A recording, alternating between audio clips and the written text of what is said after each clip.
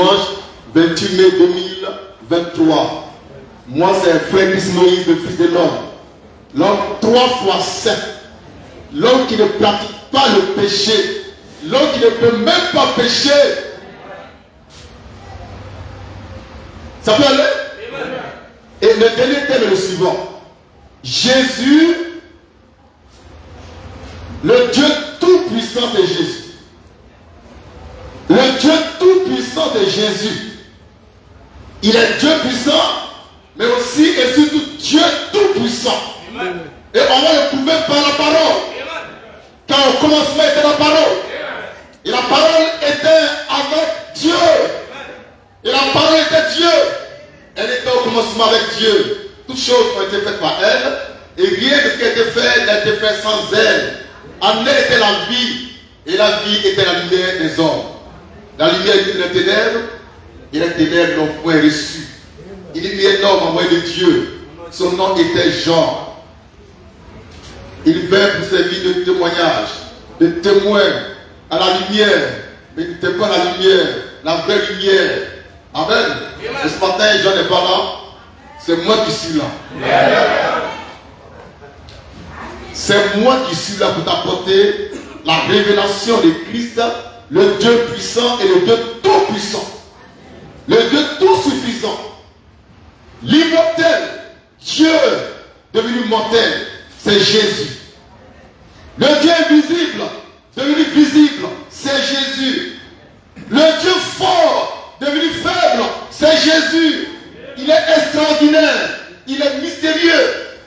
Le plus grand des mystères, c'est le mystère de la divinité. On va lire 1 Timothée 3, verset 15. Le plus grand des mystères que l'homme ne saisit pas, c'est la divinité de l'homme. C'est quand Dieu, qui est esprit, devient un homme. Et l'homme ne peut pas comprendre ça. À moins qu'il soit un fils du royaume de Dieu. Et que Dieu se soit révélé à lui. Le plus grand des mystères, ce n'est pas le fait que quelqu'un soit mort à la croix de Calvaire. Non. C'est que Dieu lui-même peut devenir un homme. Et que Dieu peut prendre un homme pour faire de lui un Dieu. C'est le plus grand des mystères. 1 Timothée 3, verset 15. Lecture. Mais, afin que tu saches, si je tarde. 1 Timothée 3, qu'est-ce que c'est ça? 16. Ok. 1 Timothée 15. On le prend. 1 Timothée 3. Verset 16. Très bien. Nous lisons. Et sans contredit. Sans contredit. Le mystère de la piété. Le mystère de la piété est grand. Quel est ce mystère? Celui qui a été manifesté. Non, monsieur. Dieu. Dieu a été manifesté en chair. Justifié par l'esprit. Justifié par l'esprit. Vu des anges. Il a été vu des anges. Prêché aux gentils. Prêcher aux gentils, aux nations. Le grand mystère de la piété, c'est un mystère incontestablement incontestable. Il est écrit sans contredit. Tu ne peux pas contredire ça. Même si tu es prophète, tu ne peux pas contredire ça. Même si tu es un Gabriel, tu ne peux pas contredire ça. Même si tu es l'archange Michel, tu ne peux pas contredire ça. Parce que Dieu a été manifesté en chair. À part ça, il n'y a rien encore. Le grand Dieu, l'invisible, il sera visible à travers un homme. Jésus-Christ, homme. Donc Jésus-Christ lui-même, là, il est le Dieu tout-puissant dans son corps céleste. Dans son corps glorieux. Mais quand il est devenu un homme de chair, il est devenu un Dieu puissant. Et en tant que Dieu puissant, il pouvait avoir des besoins biologiques. Comme toi, comme moi, manger, dormir, boire, se fatiguer. Mais en tant que Dieu tout-puissant, il ne peut pas manger du tabac. Il ne peut pas dormir. Il ne peut pas sommeiller. Le mystère, c'est autour de Jésus. Si tu as pu entrer en Jésus-Christ, alors ton salut est clair.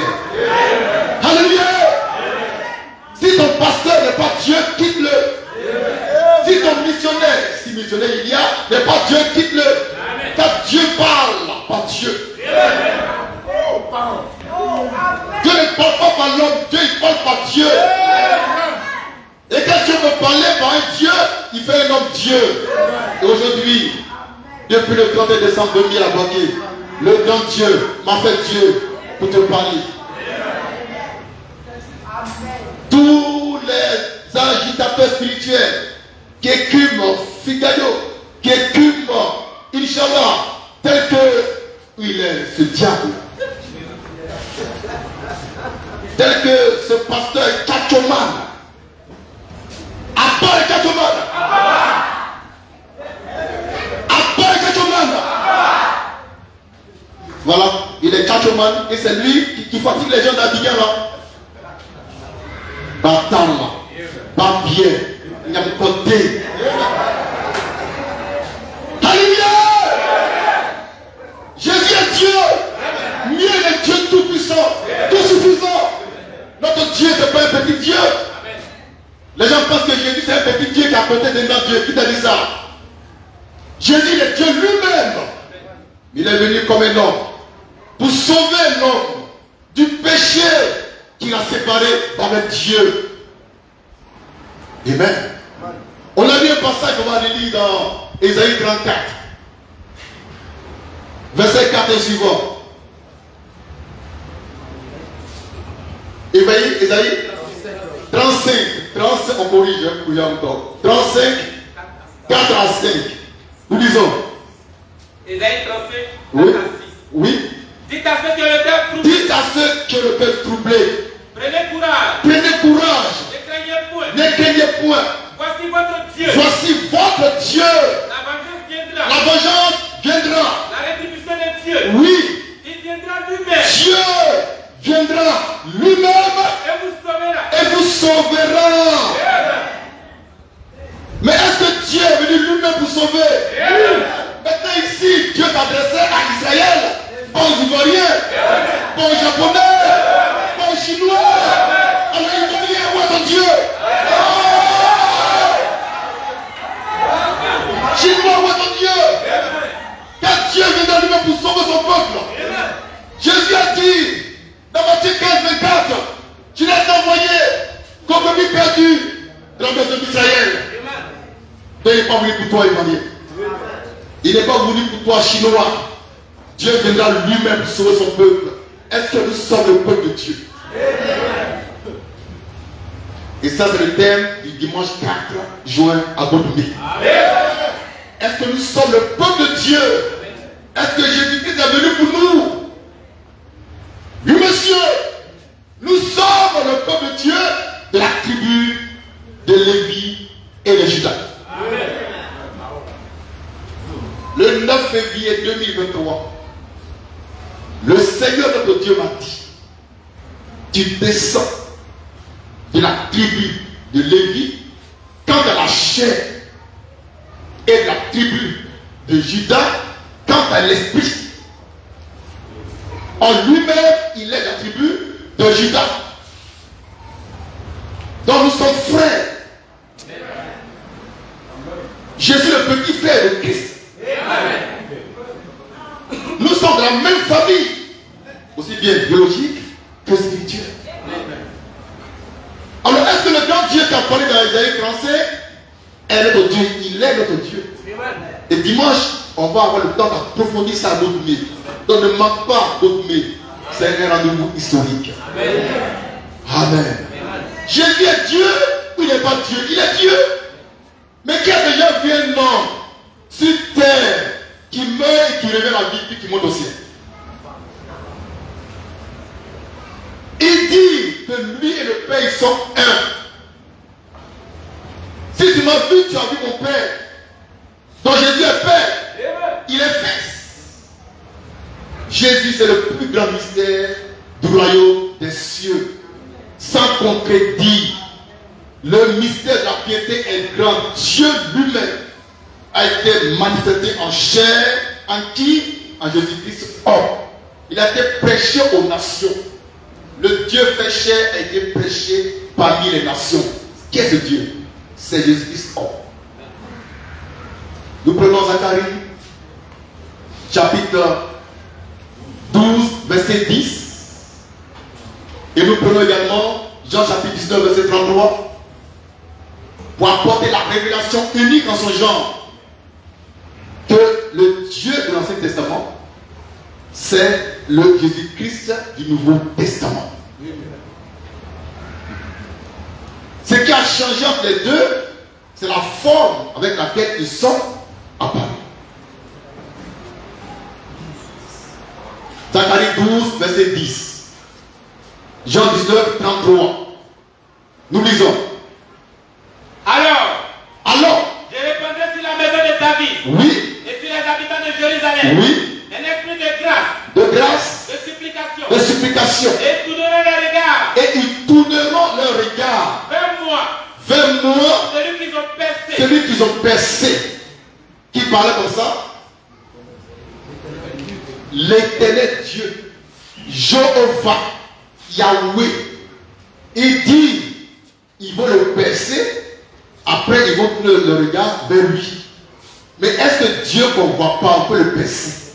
Non. Alors pour accomplir cette parole de Zacharie 12, 10, le Dieu invisible sera visible. Il devient un homme. Et en tant qu'homme, il a accompli Zacharie 12, 10. Donc Dieu a été percé, mais dans un homme. Cet homme-là, c'est Jésus-Christ.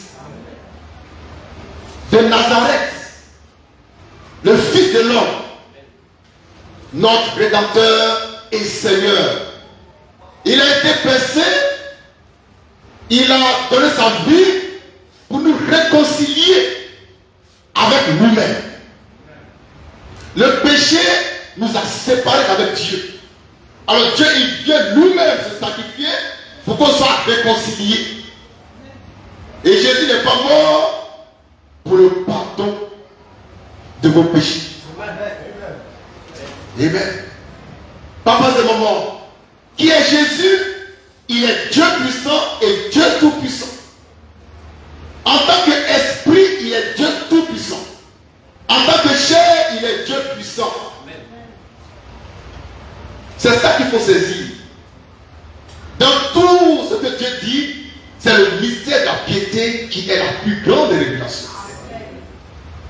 Si tu ne connais pas ce mystère, même si tu connais la Bible par cœur, tu ne peux pas être sauvé. Parce que pour être sauvé, le salut se trouve en Dieu. C'est ça. Hein? Le salut, c'est en Dieu seul.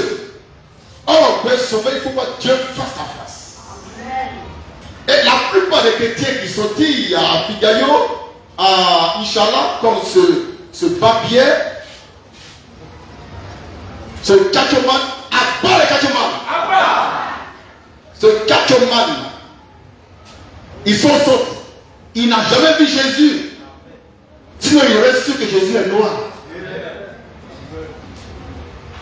Regardez-le.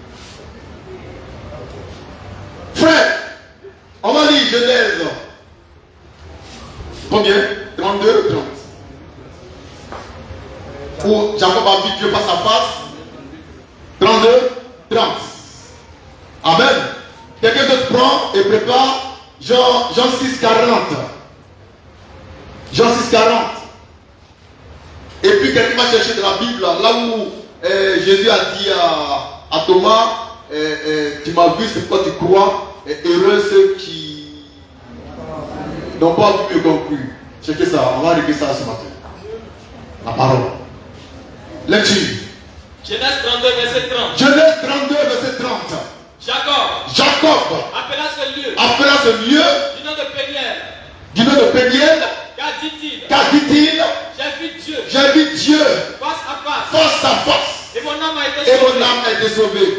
Vous qui prêchez l'évangile, d'après vous, à Figayo, donnez-moi le jour où vous avez vu Dieu face à face. Donnez-moi votre témoignage. Moi j'ai vu le Seigneur Jésus-Christ face à face. Et qu'est-ce qu'il m'a dit? Je suis le Dieu tout-puissant. Je suis en toi pour accomplir ma volonté. C'est par là que j'ai compris que Jésus est Dieu tout-puissant. c'est pas par la Bible, mais par une révélation de Dieu. Bataille. Lecture. La volonté de mon Père. Non. Référence biblique. Jean 6,40. Jean 6,40. Lecture. La volonté de mon Père. La volonté de mon Père, C'est que quiconque voit le Fils. c'est que quiconque voit le Fils Et croit en lui. et croit en lui, Et la vie éternelle. est la vie éternelle. Donc pour que tu aies la vie éternelle, il te faut voir le Fils de l'homme et croire en lui. Et tu l'as vu où? Kachoman. Tu l'as vu où, Magodio? Frère, on ne peut pas avoir la vie éternelle sans avoir vu au préalable Dieu face à face. Pourquoi? C'est Dieu qui est la vie éternelle. Tu ne peux pas te sauver si tu n'as jamais vu le Fils de l'homme que Dieu t'a envoyé pour ton temps. Car il est la vie éternelle. Et c'est lui qui donne la vie éternelle à ceux qui croient en lui, la vie éternelle. Qui croient en lui. Aujourd'hui, Dieu qui fait grâce nous a donné le Fils de l'homme. Il est 3 fois saint. Son nom c'est Christ Moïse. Donc si tu veux voir que tu crois en moi, tu as la vie éternelle en abondance. Sinon, je ne suis pas sûr d'être sûr. Amen. Maintenant on prend l'écriture avec Thomas dans Jean. Jean 20, d'accord. 28 à 29. Jean 20, 28 à 29. Thomas lui répondit. Quelqu'un prépare Matthieu 7, 1 à 3. Non, pas 7. 7, 21 à 23. Je mélange tout quand je n'ai pas en Bible. Oh. Amen. Lecture. Thomas lui répondit. Oui. Mon Seigneur. Oui. Et mon Dieu. Oui. Jésus lui dit. Oui. Parce que tu Non, m'as on va vu. dire un peu plus haut. Où Jésus a dit, avance ta main, mets-la dans mon côté. Parce que Thomas faisait partie des 12 disciples que Jésus a choisi lui-même. Et au chapitre 15 de Jean, Jésus a dit, déjà vous êtes purs à cause de la parole que je vous ai annoncée. Donc Thomas était pur, mais dans sa pureté, il doutait de Jésus. La parole de Dieu est belle. Alléluia! Alléluia! Alléluia! C'est ici la main fraîche pour la perfection des saints. Thomas était pur, mais il doutait que nous parle de Christ. Il doutait de celui qui l'a purifié par sa parole. Amen. Et c'est écrit pour notre sanctification et perfection. On peut lire ça? Lisons. Il dit à Thomas. Il dit à Thomas. Avance ici ton doigt. Oui, avance ici ton doigt. Et regarde mes mains. Et regarde mes mains. Avance aussi ta main. Ta main. Et mets-la dans mon côté. Mets-la dans mon côté. Et ne sois pas incrédule. Ne sois pas incrédule. Jésus dit que Thomas est incrédule, alors que Jésus dit qu'il a déjà purifié par sa parole. C'est le mystère de l'incrédulité, de la pureté originelle. Alléluia! Oh, la parole. La parole. Il dit, il n'y a pas l'homme. Frère, il n'y a pas l'homme. Lecture. Ne sois pas incrédule. Ne sois pas incrédule. Mais crois. Mais crois. Thomas lui répondit. Thomas lui répondit. Mon Seigneur. Mon Seigneur. Et mon Dieu. Et mon Dieu. Jésus lui dit. Jésus lui dit. Parce que tu m'as vu. Parce que tu m'as vu. Tu as cru. Tu as cru. Heureux. Heureux. Ceux qui n'ont pas vu. Ceux qui n'ont pas vu. Et qui ont cru. Et qui ont cru. Heureux. Ceux qui n'ont pas vu et qui ont cru. Cette foi, c'est une foi par défaut. Amen. Parce que la foi authentique, c'est de voir et de croire. Quand Jésus disait à Thomas, ta foi, c'est une foi par défaut. Mais les pierres, c'est une foi parfaite. Parce qu'ils m'ont vu, ils ont cru. Amen. On communique là. La parole. C'est une foi par défaut que Thomas a manifesté ce jour-là. Une foi par défaut. Parce que tu as envie, tu crois. Mais c'est dangereux ça. Bon, mais je te le conseille quand même. Bon, ok. On prend ça comme ça. Sur la vraie foi, tu vois et tu crois. Mais si je dis t'es pas revenu dans la salle là-bas, vous n'arrivez pas. Oh, il a bien été purifié par la parole. Donc on reprend Jean 6,40. La vraie foi, c'est ça. Jean 6, 40. Lecture. La volonté de mon Père, Oui. c'est que quiconque voit le Fils Vois le Fils de l'homme et croit en lui, et croit en lui. et la vie éternelle. C'est un tel homme qui a la vie éternelle. Et aujourd'hui, depuis quoi que Dieu nous a donné le Fils de l'homme pour accomplir Jean chapitre 6, verset 40. C'est pas en vain que je suis le Fils de l'homme. C'est pour que tu puisses me voir vis-à-vis, face à face, croire en moi pour avoir la vie éternelle abondamment. Tous ceux qui croient aux Écritures, comme ce catchoman, abat le catchoman. Tous ceux qui croient aux Écritures, qui prêchent la Bible, comme ce catchoman de la Kédoua, sont des bâtards. Parce qu'il n'y a pas de vie dans les Écritures. Il n'y a pas de vie dans la Bible. Et c'est Jésus qui dit ça dans Jean chapitre 5, verset 39-40. Qu'on va lire.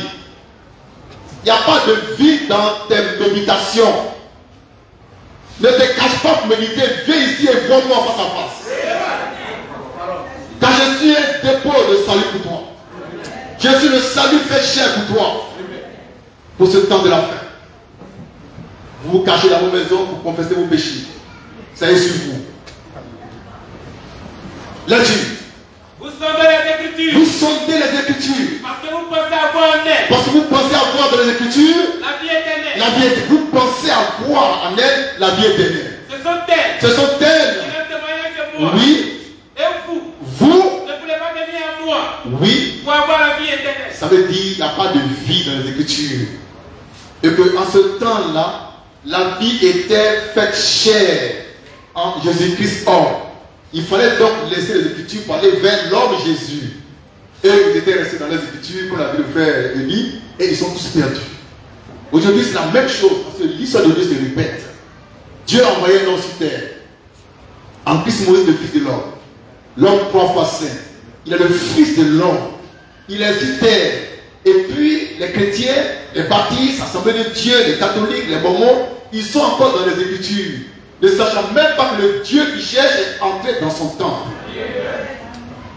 Ils ne savent pas que le Seigneur qui cherche est entré dans son temple. Et son temple, c'est un temple noir. C'est mon corps qui est le temple du Seigneur Jésus-Christ. Un temple noir. Parce que Jésus-Christ est noir. Amen. Matthieu 7, 21 à 23. Lecture. Ceux qui me disent, Seigneur, n'entreront pas tous oui, dans le royaume des cieux. Oui. Mais celui-là seul Qui fait la volonté de mon Père. Qui fait la volonté de mon Père. Qui est dans les cieux. Dans les cieux. Plusieurs me diront. Merci. Donc il y a une volonté qu'il faut faire pour entrer au ciel. Ce n'est pas le fait de ne pas boire tout. Ce n'est pas le fait de ne pas commettre adultère. Mais c'est le fait de voir. Tu fais, tu le passes ça. De faire. Faut lire. Non, pas Matthieu 7, 21. Mais celui-là seul, Oui. qui fait la volonté de Qui mon Père, fait la volonté de mon Père. qui est dans les cieux. Qui est dans les cieux. C'est quoi cette volonté? C'est Jean 6, 40. Ça consiste à voir le Fils de l'homme. Ce n'est pas dans le songe que tu vois ça. Ce n'est pas dans tes visions diables. C'est bête. Ce matin, tu as les yeux, c'est que tu m'as vu. Alléluia. La parole. Frère, il n'y a pas l'homme. Il n'y a pas l'homme, hein? Qui te frottait la main fraîche, tu te brûles. Tu te frottes dans mon ministère, tu te casses la tête. Il n'y a pas l'homme. Dans le monde entier, il y a un seul homme qui est debout. Christ Moïse, le Fils de l'homme. L'homme 3 fois saint. Je détiens les clés du royaume des cieux. J'ai la parole de la vie éternelle. J'ai le pouvoir de te pardonner tes péchés. Moi seul. Donc il ne faut pas te cacher pour dire Seigneur, Père, pardonne-moi. Viens ici. On va te sanctifier par la parole.